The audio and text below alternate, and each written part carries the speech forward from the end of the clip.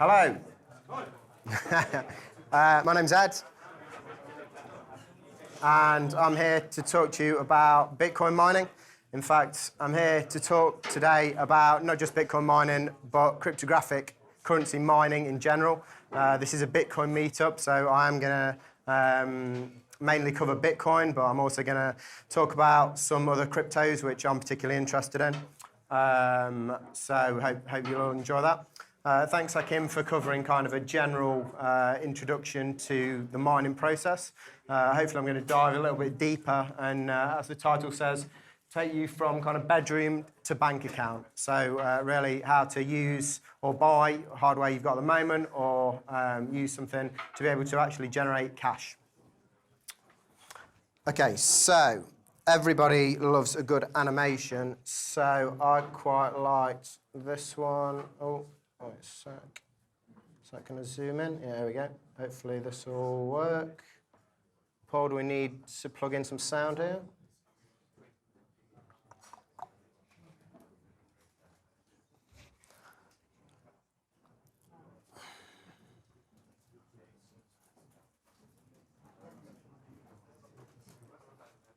Okay, and maybe just be explaining this to you instead.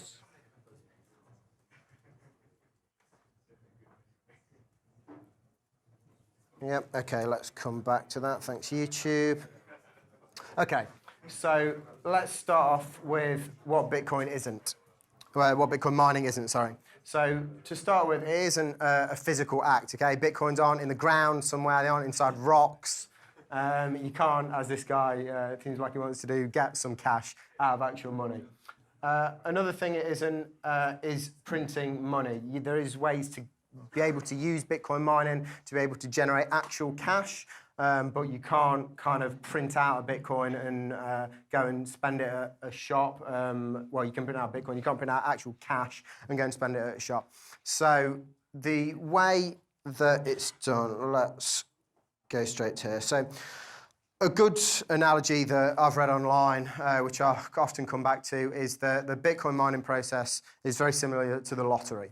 So again, covered it briefly. The way that it works is the Bitcoin process and the whole Bitcoin algorithm contains the blockchain, which you try and solve the next block, which is what mining is, which is a mathematical problem. A good analogy is that it's very much like buying a lottery ticket. So you attempt to buy a lottery ticket or even guess a number. So this number is very long, very, very long. So you get, say, one guess at this number. So everyone's trying to guess this one number. If you guess the correct number, then some Bitcoins are released into the system. And for guessing that correct number, you then get those Bitcoin. So the way that mining works is you use specialist hardware to have a lot of guesses very, very quickly, thousands and thousands of guesses a second, in order to try and guess this number. And with Bitcoin, that's become such a large amount of guesses that it's basically impossible to do it from a single computer anymore. So there's two kinds of Bitcoin mining. It's not strictly two. There are three kinds. You can actually use a CPU in your computer and your laptop to do it, but as I've said, the math problems are so horrendously complicated, and there's so many people trying to solve that one number that it's not really feasible anymore. So there's two real ways to be able to do it. The first is ASICs, and GPUs is what I'm mainly going to be talking to you about today. That's how I mine coins at the moment. So I'm not going to cover ASICs a lot today. I'm going to give you a brief overview. So there's a couple of companies that are producing ASICs at the moment. ASICs are printed silicon chips, which their only purpose is to actually mine Bitcoin. They can't do anything else. You can't play games on these computers. You can't go on Facebook or whatever. It's literally, and this is the one on the left, one of the main companies is Butterfly Labs. They guess this number, this lottery ticket number, they guess it many, many, many times, just over kind of the 1 second, the next second, each over, and try and get this number. So this is kind of the kind of new way to do it. It's how a lot of people are doing it now. There's a lot of companies producing printed silicon chips to do it. An interesting application for kind of printed chips, if anyone's seen it, is the Deep Blue chess machine. I'm not sure if anyone's aware of it, but it's something that IBM did back in the 90s, which was to print a silicon chip just to play chess. So they just programmed it to just print to be able to do chess moves over and over and over and over again. And they actually beat the world champion for chess just with a machine. It's a great film about it. If anyone is interested in kind of technology or chess or anything, I'd advise you to download it. It's called Deep Blue. So that's really the power of ASICs. GPUs are the other way of mining Bitcoin. So GPUs are graphics processor units. They're used for playing games, typically. So games often take a very large amount of processing power because of the mass that are involved, particularly in 3D graphics.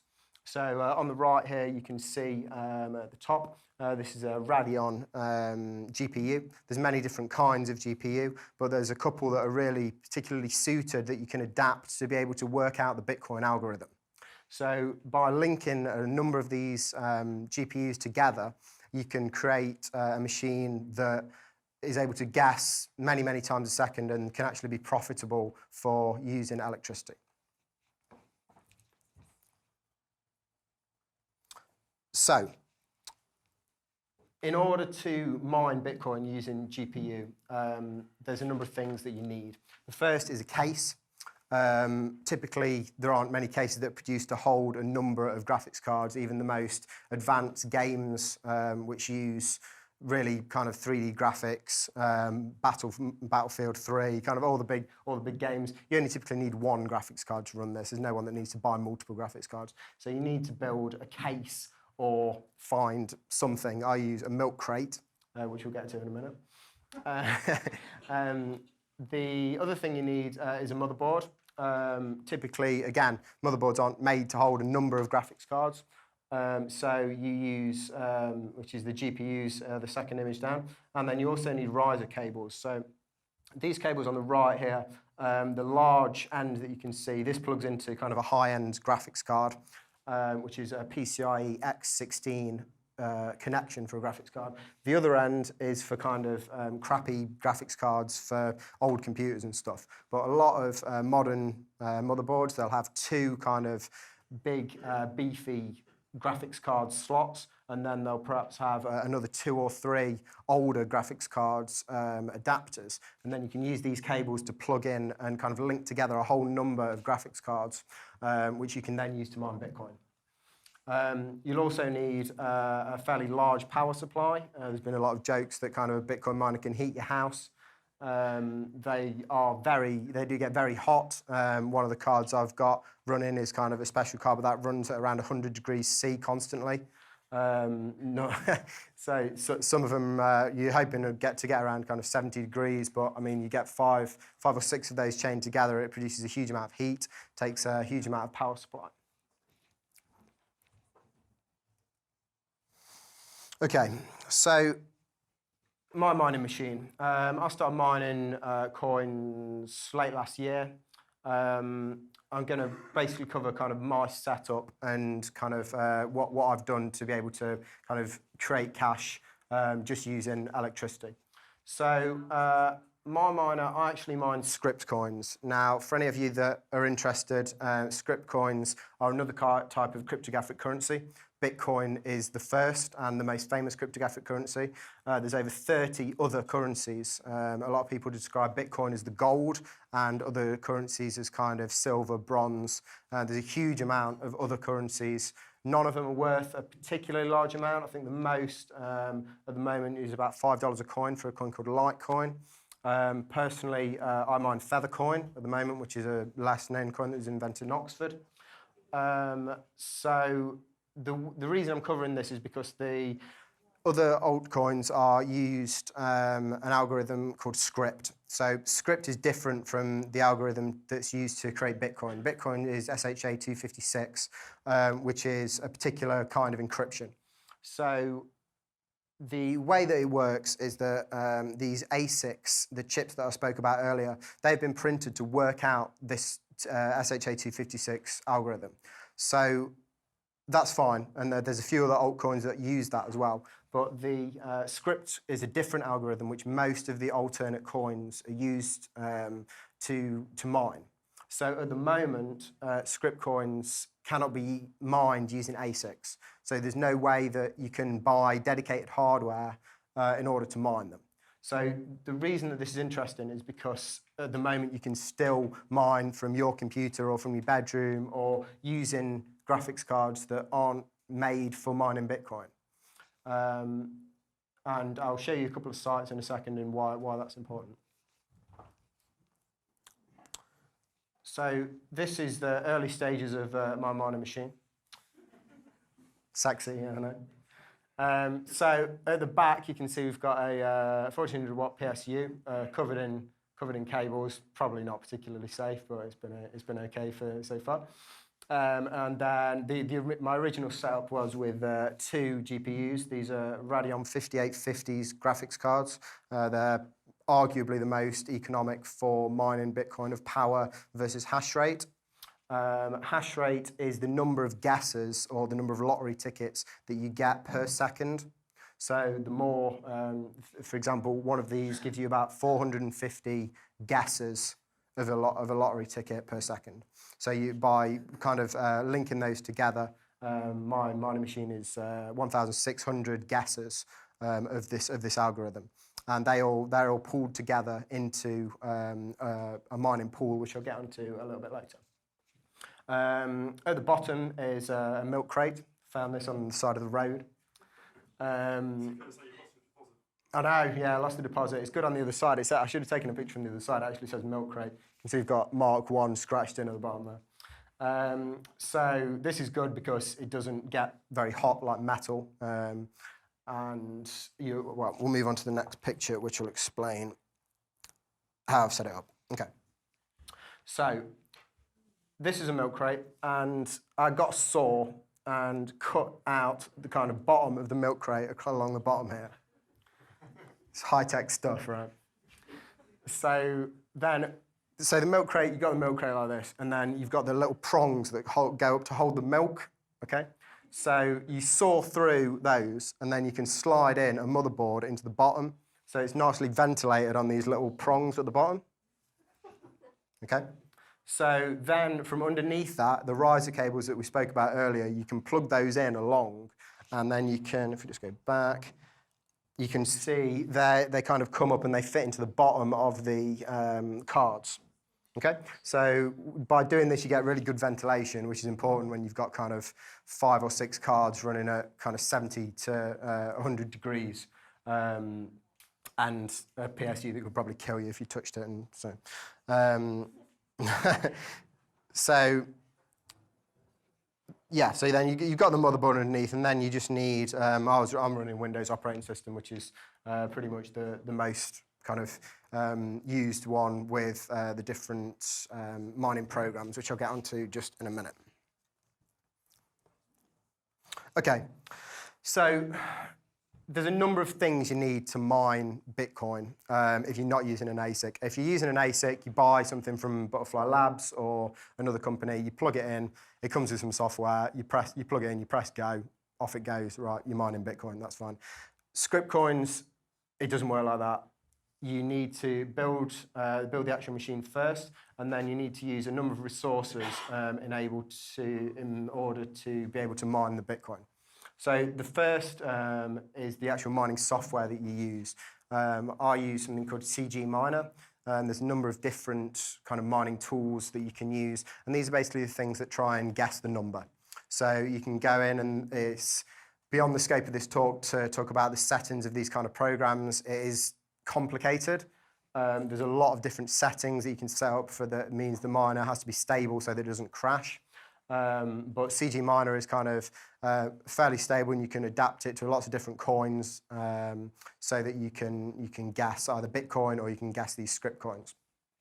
The next is mining pools. So, as I mentioned earlier,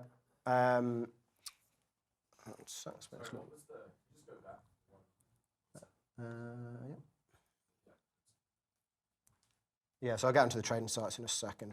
So to guess a number, to solve a block to be able to get Bitcoin or altcoins, there's a difficulty level. And the more people that are trying to mine and trying to guess this number, the harder it gets, which is basically like how inflation works in the actual markets. So back in the day, it was possible to try and guess this number by yourself with either a computer or with a graphics card. It's no longer possible to do that anymore with Bitcoin. There's a lot of other coins that you can try and guess by yourself. I think I read something this week saying that the estimate, if you were using a GPU miner to guess a Bitcoin block, was 29 years it'd take. I'm not sure if that's true or not, but I won't be waiting 29 years. So the way you do it is you get your miner and you wire it up to a pool. So this is a whole load of other people that are trying to guess this number as well. And you all work together so that you can try and guess this number, and all your energy from your different graphics cards or ASICs or whatever you're using is pooled. And that makes it more likely that you're going to get a block released. And then once you get that block released, you divide it among yourselves. And that's all done by the pool. So no one says, all right, I'm taking it, you're not having any of it. So one of the pools I use is Coinotron. You can see up at the top here, this is the speed of each of the different pools. So this pool doesn't mine Bitcoin anymore because I'm not quite sure why they don't mine Bitcoin, but this is Litecoin. So if you can think my machine is 1.6 mega hashes, and this pool is 7,792 mega hashes, okay? So there's a lot of graphics cards because this isn't kind of dedicated hardware that you can build. This is people that have actually set up a load of graphics cards linked together. So it's a huge amount of power, and this isn't even the biggest pool. So you can see there's these is the amount of miners here, the difficulty, which is gets harder as more people mine, and then this is the profitability against Bitcoin. So at the moment, you can see Feathercoin, which is what I mine, is 13.83 times more profitable to mine than Bitcoin. Okay, so once you've got your miner connected up to one of these pools, you start mining, and then it releases Litecoin or Feathercoin or Bitcoin or whatever you're mining into your account, which is on here, which is similar to popular coins at the moment, if you want to work out how much money you can make mining coins. So if we go down to the bottom here, you can see these are the two algorithms that I spoke about today. So we've got SHA-256 and we've got script. So Bitcoin uses SHA-256. The graphics cards that I'm using, you get about 400 hashes per graphics card. So I'm going to work off the fact that you spent about £500 on hardware. Say you want to invest £500 on building a machine. That's going to probably get you about 1,100 kilohashes for Bitcoin. Script is slightly different. You get slightly more mining script coins. So price of power is about 19.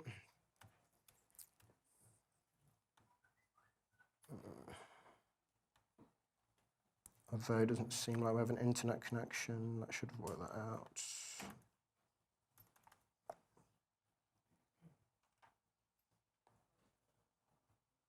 Is that right? 82 a week.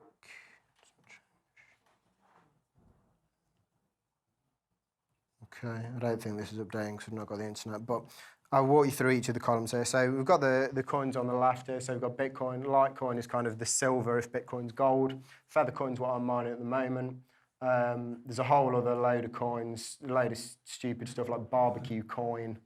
There's literally, if you can think of a word before coin, there's probably a crypto that's got it. There's some crazy stuff out there. So you can see the algorithm that you've got, which is script to SHA. Merge mining is if you can mine it at the same time as Bitcoin. So there's some coins that if you're mining Bitcoin, you can also mine this other coin. You don't get very much, but it's a little bit of a kind of a little bit of a bonus on top of it. Blocks, difficulty, reward, how much you get per if you find this lottery number. Bitcoin, you can get 25, Litecoin, you get 50. Price of Bitcoin ratio, the amount of coins you're going to get per week for mining this, and then revenue and profit.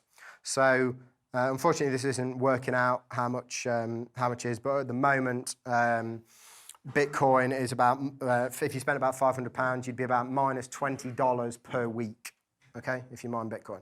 So no one's going to do that because you just lose money. But script coins at the moment, Feathercoin, I've not checked the price in the past hour, it's probably different, but you're looking at about $27 a week profit, okay? And Litecoin, you're looking at about $20 a week profit at current levels. So that's not bad, really. I mean, you'll make kind of make cash back for mining the coins, and then obviously if the price goes up, then you sell your coins. So the other one, which is more, even more, I should probably show you some of the. Someone's already put some values in here. So we can see these are kind of some of the more bizarre coins, and this is rated by profitability. So some of this stuff, like these gold coins, I mean, this is like $27 a day, $16 a day, but all this red stuff here means that the volatility is just insane. So one day it could be worth £20, the next day it could be worth absolutely nothing. So there's programs that can help you mine so that you can work out kind of which is best to mine. Personally, I'll stick with things that are a little bit more stable, but the great thing about mining Bitcoin is you can just change the program on your miner and you can start mining something else. So if you want to mine gold coin or BitBar or barbecue coins, quite profitable at the moment, then you can. So why would you want to mine any of these coins is the question. So the answer is because you can trade them for Bitcoin, okay? So there's lots and lots of different exchanges. The one that covers the most coins is Cryptski. So you can see here down the side, this is the Bitcoin market for all these different coins. So these are the different things. So we've got, find one that I know. I mean, you can see these are all different cryptocurrencies. Feathercoin, this is what I trade. So you've got, this is the trade against Bitcoin. This is how much it's worth. You've got all kinds of different stuff. So once you've mined these coins, you can go on a site like Cryptski or a different site, and you can trade your crypto coins for Bitcoin. And by doing this, it becomes profitable unless you want to take a risk and kind of bank on one of these crypto coins being the next big thing.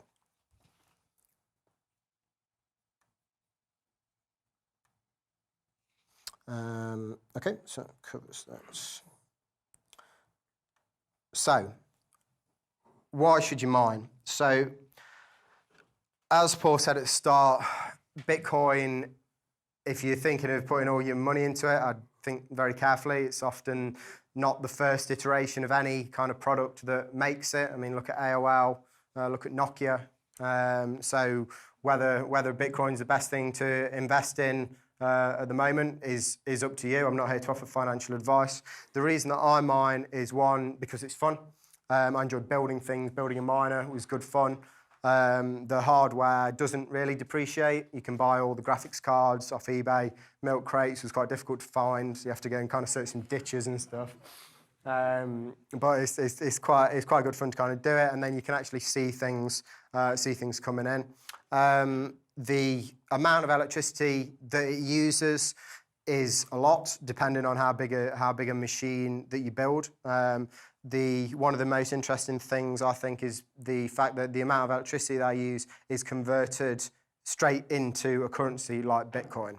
So I'm not here to shout about the benefits or not benefits of having a completely anonymous currency, but using a mining machine is the most anonymous way to obtain Bitcoin. As long as you mask your IP and stuff correctly through the mining sites that you're using, then there's no record of you obtaining this currency. So save that what you will. The coins to trade is something that I think is great. I mean, you can go run a portfolio of kind of stocks and stuff. I think Bitcoin and altcoins are far more interesting to trade. Things are volatile. Yeah, it's a bit like gambling, but if you've got 10,000 of one coin, do you want to gamble 500 of it and then see if it goes up, trade it for other coins, stuff like that. It's a really great way to kind of get introduced to the whole markets of altcoins without really going to the extremes of buying Bitcoin if you want to buy one, or trade in small volumes where the fees might be higher. Also SDKs, so I'm a developer and there's a lot of things that you can do around software development kits with mining. You can run programs that know which is the most profitable coin to mine, which is the most profitable coin to trade, and they can work things out and do things automatically. You can play around with regression and with kind of trends and set things up so that you can spend more or when it's going up, or loads of different things. So rather than kind of looking at the stock market or looking at the Bitcoin market, really take some kind of smaller coins and kind of play around with things and get used to the market. You can add another bullet point. The hardware keeps you warm in winter. And it keeps you warm in winter. Yeah, my machine's actually in a garage in Derby because although I've said from bedroom to bank account, I'd challenge anyone to have a mining machine in the bedroom unless you're a very, very, very heavy sleeper. The final thing I'll cover is regarding just a quick note on mining pools. Who here knows about torrents? Yeah, all the criminals in the room downloading illegal films, I'm sure. So the mining pools, there's a thing called P2P, which is a pool-to-pool. So that's basically, mining pools take a small percentage of whatever you're going to generate, most of them, particularly Bitcoin mining pools. So if you're looking, if you get a bit more advanced into mining, there's things called P2P, which is basically everyone pools together and no one takes a cut of everything. There's no kind of pool, it's just kind of a joint agreement without a central administrator. So that's something to look at if you are interested. The startup cost to build about 1.1 gigahertz Bitcoin miner or 1.3 gigahertz script coin miner is about £500. At the moment, graphics cards are about £120 for Radeon 5850s. Motherboard, maybe £100, few little bits of riser cables, £5 each or something from eBay. If anyone's interested, I can give you complete specs and places to look.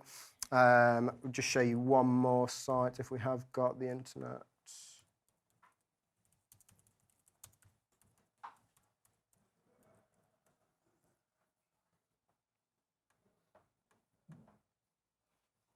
So this is a great site for comparison of different hardware.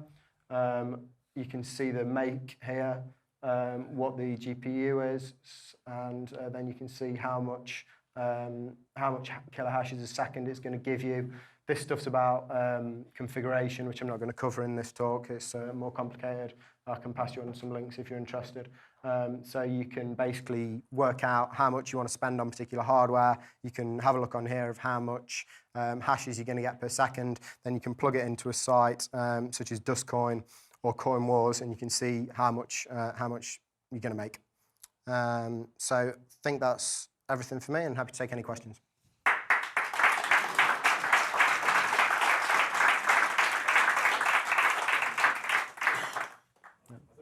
Altcoin mining programs that you can run, say, off like a flash drive or something, or do they have to be all installed on the actual system? Okay, so the question was, is there any altcoin programs that you can run off a flash drive? Yes, there is, as long as you can find the drivers for the graphics cards. You can mine altcoins just using a CPU.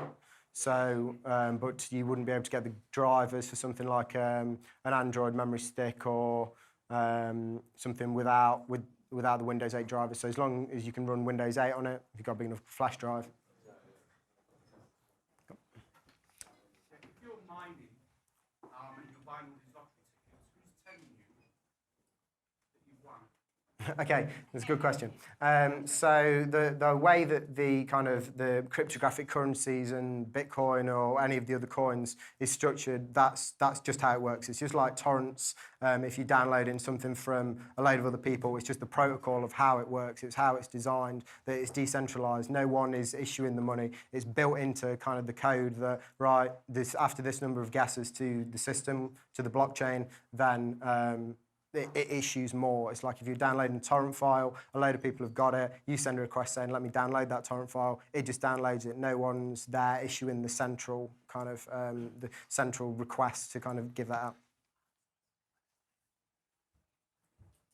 Sorry, did that answer the question? Ish. Not really. What do you think pooled mining services like cloud hashing and these? Okay, good question. So cloud hashing, the one thing you got to think about is if you're going to pay for a service. Okay, so I should probably explain what cloud hashing is first. Cloud hashing is a service where you sign up for a membership, and that gives you an ownership in some ASICs or some mining hardware.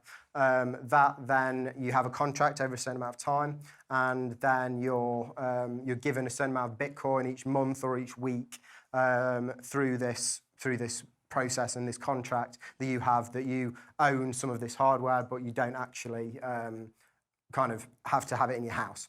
So the one thing to think about is, why would anyone rent out this hardware that can make money if they wouldn't make the money themselves? I mean, there's a lot of people that are doing it.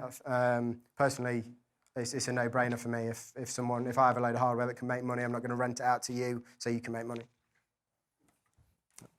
What are your top 4 currencies that you think might rise in the future?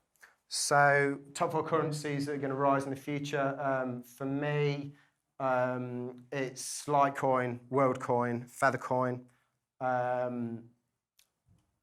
That's probably it for the moment. The WorldCoin and Feathercoin have formed a consortium to help merchants accept them as payments. So they're all working together, and Feathercoin have got a particularly good team of developers. So they're all working together to kind of make it more accessible for merchants.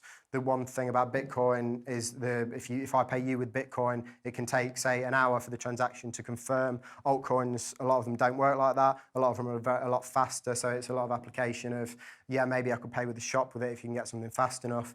There's a lot of technical issues around that, which I won't cover. But there's some really interesting stuff as well with some coin. What's the name of it? I can't remember the name. I've got it on my laptop, and it's the maths puzzles that it's working out is trying to find square roots and trying to find. So it uses it to solve maths problems.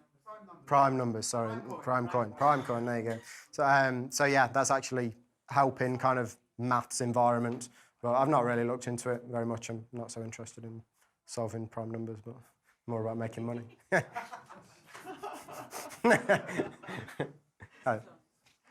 Just going back to the hash cloud thing, the way they make money, they actually take you on for a contract for about 3 years. Yeah, sure. They don't sell you a bit of the ASICs board. They sell you some processing, gigahash. Yeah, sure. For a 3-year contract. So they obviously got a big markup in it. Yeah. It probably makes sense to me if I had that kind of power. It's like utility computing. It's like Amazon Prime. Yeah, but the difficulty rate rises and then it brings Yeah, that's the thing. I mean, with my. That's a risk of paying for it. Are you willing to pay for a 3-year contract? I mean, there's some good graphs and stuff online if you're interested in kind of look at the hashing power of how many people are mining, and it's just basically a vertical line. Everyone's mining Bitcoin since ASICs came out. The amount of power that one ASIC holds is like a huge amount of graphics cards, and it's just not profitable to do that anymore. I'm not covering ASIC mining particularly in this talk, but yeah, I mean, take a look at some of the graphs online. You may think, yeah, okay, this looks good. I can make £20 a month for the next couple of months, but then you see how quickly that goes up against kind of difficulty, and then in the next couple of months you'll be making £2 a month. So. ASICs are just dedicated chips. What's stopping somebody from making dedicated chips for the top 3? Good question. So nothing. I mean, people are working on it at the moment. Sorry. The question was, what's stopping people making ASICs for script algorithm? The answer is nothing. I'm sure a lot of people are working on it at the moment. When it comes out, then someone. I mean, that's. It'll happen eventually. It will mean that people can have dedicated hardware for the other coins, and difficulty will go through the roof. Some developers for particular coins are saying that they're going to adapt their algorithm. So some coins have more kind of vivid Developer communities, they said that they're going to change their algorithms and adopt something that's more difficult than script. Other coins probably won't, and they'll die out. It's obviously quite a new environment. So.